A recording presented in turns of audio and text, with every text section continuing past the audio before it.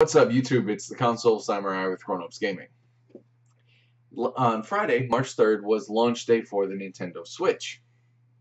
And I went ahead and got myself a Switch. Now, it wasn't as difficult as many of us thought it was going to be to get a Switch without having the pre-order. It wasn't incredibly easy, but it wasn't incredibly difficult either. It does seem like Nintendo has learned the error of their ways with the amiibo shortages. And while, like I said, while it wasn't incredibly easy to find it, that's kind of what you'd expect for a console launch. That people are going to be scooping them up all over the place because, well, people really want to get these consoles. So I was actually really pleasantly surprised when I found out that I could get one. It wasn't a big problem. That actually made me pretty happy. Now, there were a few concerns I had about the console itself, as far as like battery life, resolution drops, all kinds of things. I was worried about the little controllers on the side, the Joy-Con controllers, how they would feel both as a controller and as the hybrid version of the console. And having played it over the weekend, I got Zelda as well, which I made another review video about Zelda, and I definitely put both through their paces just to kind of get a feel for both of them.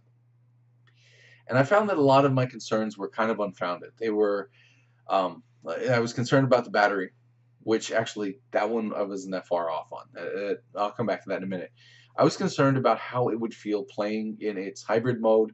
I was concerned about how heavy it was going to be. I was concerned about how the controllers would feel on the actual console itself when it's in its hybrid traveling mode, its handheld mode.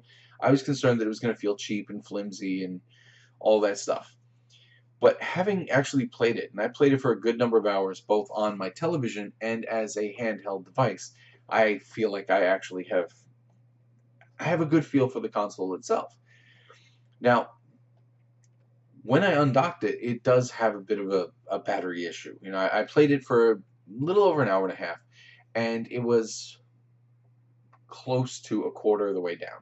So I feel like the battery while playing it is about 4.5, 5 hours while playing it.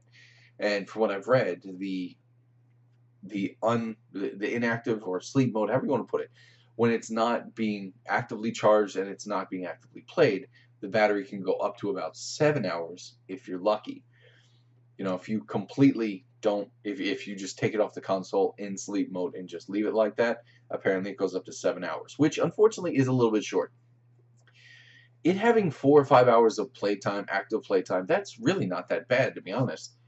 But the inactive playtime, or the inactive charge, is a little bit lower than I would like, because pretty much every other device, even your cell phone, can go longer than that if you're not constantly playing on it. And it's a little unfortunate that we have a handheld gaming system that doesn't really have a great battery while it's inactive.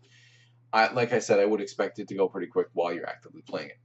Now, as far as the resolution drop that we heard was going to happen, I really didn't notice one. I have back there, as you see, I have my 4K TV it's hooked up with HDMI, which is a requirement in case you're curious. It does need to be hooked up with an HDMI, so make sure your TV has one if you're going to get the console. Not that I think that'll be a problem in this day and age.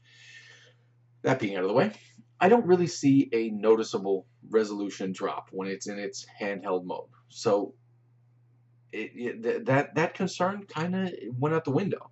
And as far as actually playing it, it's not it's a little bit of a strange shape because it's a really wide rectangle, not really a tall rectangle. It's not a case of I can't play this is just weird. It's just it takes a little bit of time to just get used to it, because it really does feel like a very wide tablet with controllers on the side. So it takes a little bit of time to get used to. But even in its controller mode, when it's docked to your television and you're hooked up to the Joy-Con, whatever it is that makes them look like a regular controller, like you see on the front right there, it doesn't feel bad. It feels a little bit strange, and that's possibly because I have actually pretty big hands, and that controller is a little bit small. But as far as my preference of controllers, I would say this one is marginally more comfortable than the Xbox One controller. That's my personal opinion. Now, I do like the PS4 controller best of the three, but I do actually think that all three of them are comfortable, but I think this one is a little bit more comfortable than the Xbox One.